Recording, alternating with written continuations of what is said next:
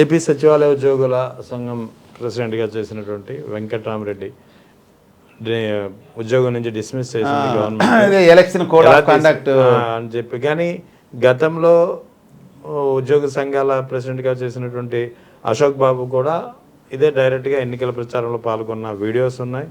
బీజేపీని గెలిపించి ఇవన్నీ ఎలా ఉన్నాయంటే ఆయన అశోక్ బాబు గారు చేసింది వీడియోలు కూడా ఉన్నాయి, ఆడేదో రసాబాస్ అయిన అవి కూడా ఉన్నాయి. ఇప్పుడు కూడా మనకు నెట్లో కొడితే మనకు వస్తూనే ఉన్నాయి. ఇతనికేం వీడియో ఎవిడెన్స్ కూడా ఏం లేదు. మరి ఎవరైనా ఒక రిపోర్ట్ ఇచ్చారేమో, ఇట్లా వచ్చి మా కాడ ప్రచారం చేసినాడనో లేకపోతే ఏదైనా చేసి ఉండొచ్చు. ఈ ఎక్కడ ఉంటే డెమోక్రసీలో నాకు వెంకటరామరెడ్డి మీద చర్య తీసుకోవడం ఓకే, నో ప్రాబ్లం. ఒకవేళ చేసింటే తప్పు చేసింటే పీపుల్స్ రిప్రజెంటేటివ్ యాక్ట్ ప్రకారం పబ్లిక్ సర్వెంట్ పాల్గొనకూడదు, చేశారు. మరి అశోక్ బాబు మీద మీరు ఎందుకు చర్య తీసుకోలే? అదే కదా, అప్పుడేం రాజ్యాంగం లేదా, ఇంకా అమల్లోకి రాలేదా? మనకు 1915 నుంచి ఉంది కదా రాజ్యాంగం. ఏం కొత్తగా ఈ నిన్న మొన్న వచ్చిందే? రెడ్ బుక్ రాజ్యాంగం లేదు కదా సార్. అది కాదులే, రెడ్ బుక్ రాజ్యాంగం అసలు రెడ్ బుక్ సరే ఓకే కాదు, అప్పుడు లేదు కదా. మరి ఎందుకు మీరు తీసుకోలే? కామన్ పబ్లిక్కి ఎవరైనా మీడియా అంటే ఏమంటారు తటస్థ పర్సన్స్ ఎవరైనా ఉండరే, తటస్థంగా ఉండి ఆలోచన చేసే వాళ్ళకు మరి అప్పుడు లేని చట్టం ఇప్పుడు ఎందుకు వచ్చింది? అదే కదా. అంటే అప్పుడు చట్టం లేదా? ఉంది. నువ్వెందుకు అసలు నీలో నిబద్ధత లేదు. ఇది ఎందుకు చేశారు? ఇది ఉద్యోగస్తుల్ని పెదపడించే చేస్తున్నారు, ఎవడు మాట్లాడుకోకుండా. ఇప్పుడు మొత్తం రాష్ట్రంలో మొత్తం ఎవడన్నా క్వశ్చన్ చేయాలంటే వాడు టెర్రరైజ్ చేస్తున్నారు.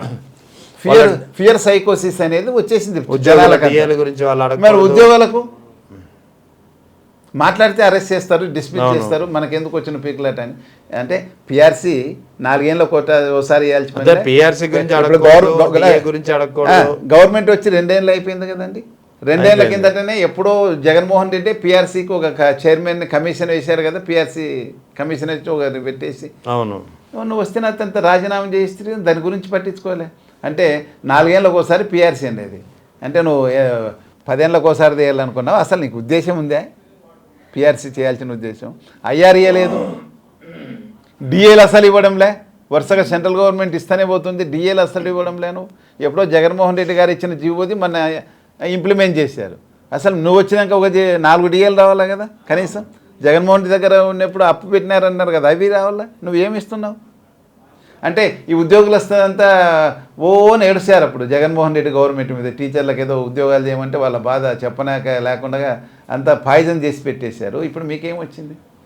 కనీసం ఐఆర్ అన్న ఇచ్చారా? అవును. అంటే ఇప్పుడు నిత్యావసర వస్తువుల ధరలన్నీ తగ్గినాయా? ద్రవ్యోల్బణం తగ్గిందా? ఇప్పుడు మీ జీతాలు ఇంకా ఎక్సెస్ అయిపోయినాయి మీకంతా. మీరు ఎందుకు అడగడం లే అంటే ఫియర్ సైకోసిస్. ఇట్లా అట్లా ఎవడు మమ్మల్ని ప్రశ్నించకూడదనే ఉద్దేశంతోనే ఎవరు వెంకట్రామరెడ్డి అన్న తన్ని డిస్మిస్ చేశారు ఈ టైం చూసుకొని అనేది. ఎందుకంటే ఇప్పుడిప్పుడే గలం ఇప్పడం మొదలు పెట్టాడు ఆయన. ఇప్పుడు ఈ దళిద్రం ఏమంటే ఈ ఉద్యోగ సంఘాల్లో కూడా ప్రో గవర్నమెంట్ యాంటీ గవర్నమెంట్ అని పార్టీలతో అఫిలియేషన్. ఇది విధవ లక్షణం. అవును. ఉద్యోగస్తులైనతోళ్ళు ఉద్యోగస్తులు న్యూట్రల్గా ఉండాలా. ఎందుకంటే ఇప్పుడు ఒక ఉద్యోగస్తుడు ఉండి ఒక టీచర్ ఉండి ఏదన్నా చెప్తే అది కామన్ పబ్లిక్ మీద చాలా ఇన్ఫ్లుయెన్స్ చూపిస్తుందండి, చాలా ఇన్ఫ్లుయెన్స్ చేస్తారు. మీరంతా ఒక పార్టీ జన అయిపోయి బాగా జరిగేదాన్ని అంతా చేసి చూడు విద్యా వ్యవస్థ ఎంత అల్లకల్లోలం అయిపోయింది ఇప్పుడు. మన ప్రతి ఒక్కరు కూడా ఇంగ్లీష్ మీడియం చదివి మన పిల్లలంతా ప్రపంచంలో గ్లోబల్ వ్యవస్థ ఎలా ఉంది ఇప్పుడు? అవును. ఎలా ఉంది ఏంటి? ఏదో ఆన్లైన్లో ఇంటర్వ్యూ తీసుకుంటే మన వాళ్ళు ఎందుకు సెలెక్ట్ కాలేకపోతున్నారు? ఈ తెలుగు మీడియం చదివిన వాళ్ళు ఇంగ్లీష్ మీడియంకి వానికి చాలా తేడా ఉంది. అవును. జిల్లా పరిషత్ స్కూల్ చదివినాడు కాంపిటేట్ చేయలేకపోతున్నాడు అంతే కదా. గతంలో మేము మా పరిస్థితి అదే కదా, తెలుగు మీద చదివినాం, ఇంగ్లీష్లో బ్రహ్మాండంగా రాస్తాం, మాట్లాడాలంటే కమ్యూనికేషన్ స్కిల్స్ లేవు. ఆయన మాదాల రంగారావు, ఆయన cinema actor, justice NV Ramana, గౌరవ జస్టిస్ ఎన్వి రమణ, సమ్ వెంకయ్యనాయుడు వీళ్ళందరితో డయాస్ షేర్ చేసుకున్నప్పుడే దాన్ని అడయమ్మ మీరు ఇంగ్లీష్ మీడియం వద్దంటున్నారు, మేమంతా తెలుగు మీడియం చదివితే మేము ప్యూన్లుగా ఉండాలా, ఇంగ్లీష్ మీడియం చదివితే మా మీద ఆఫీసర్గా వస్తున్నాడు, ఏంది ఇది? మీరు మీ పిల్లల్ని ఏమి ఇంగ్లీష్ మీడియం చదివిస్తున్నారు, మిగతా వాళ్ళంతా ప్యూన్ ఉద్యోగాలు చేసి తెలుగు మీడియం చదివాలా అని క్వశ్చన్ చేశారు. ఆ పరిస్థితి ఉంది. అంతా ఈ విధంగా విద్యా వ్యవస్థ అంతా నాశనం చేసేది టీచర్లు. వాళ్ళు చెప్పమంటే 2 రోజులు పోతే పాపం వాళ్ళ కోసమే బైలింగ్వల్ టెక్స్ట్ బుక్లు కూడా పెట్టారు.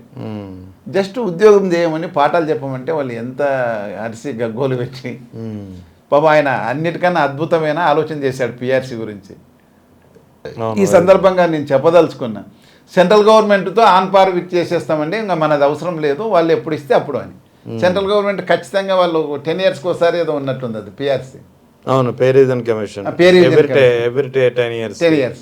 ఇప్పుడు దానికి సమానంగా వాళ్ళతో జీతాలు చేసి ఇచ్చేస్తామంటే డిఏలు వస్తే ఆటోమేటిక్గా పడిపోతుండే, పిఆర్సీలు వస్తే మనకి ఇబ్బంది ఉంటుండే. ఇప్పుడు ఈ దళిద్రం ఇప్పుడు 8th పే కమిషన్ నడుస్తూ ఉంది. దాని ప్రకారం మనం వాళ్ళతో సెట్ చేసుకొని శాలరీస్ ఏదో ఒక ఫార్ములా పెట్టి ఫిక్స్ చేస్తుండ్రి. అవును, చేసిన తర్వాత వీళ్ళనంతా అడగాల్సిన పనిలే కదా, ఆటోమేటిక్గా మన హక్కుకు వస్తుండే. సెంట్రల్ గవర్నమెంట్ తీస్తేనే ఆటోమేటిక్గా మనకు వస్తుండే, డిఏలు కూడా ఆటోమేటిక్గా రిలీజ్ అయిపోతుండే. అంతే కదా. ఆ విధంగా నేను చేస్తానంటే అతని ఆలోచనని ఏది చూసినా తప్పే. ఎంప్లాయీస్ ఏం తింటున్నారు ఇప్పుడు? కడుక్కొని తాగుతున్నారు. అంతే కదా.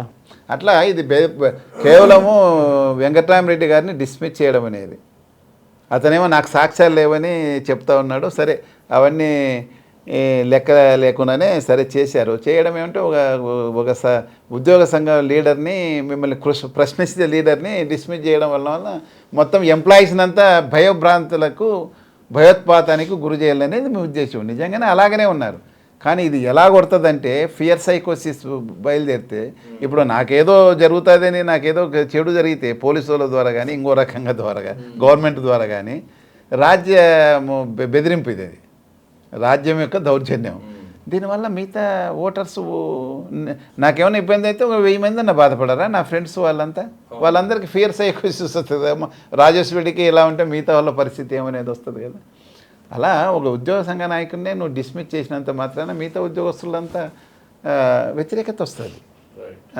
నీవు ఇవ్వాల్సిన పిఆర్సీ కానీ, నువ్వు ఇవ్వాల్సిన ఐఆర్ కానీ, నువ్వు ఇవ్వాల్సిన డిఏలు కానీ, లేకపోతే ప్రమోషన్స్ సక్రమంగా చేయడం కానీ, ఇవన్నిటిని కూడా నువ్వు ఉద్యోగస్తుల నుంచి దూరం చేసే ఉద్దేశంతో వాళ్ళు నోరు ఎత్తకుండా, గలం ఇప్పుకోకుండా నువ్వు వాళ్ళని బెదిరించాలనే ఉద్దేశంతోనే వెంకట్రామరెడ్డిని డిస్మిస్ చేసినారని నేను నమ్ముతున్నా.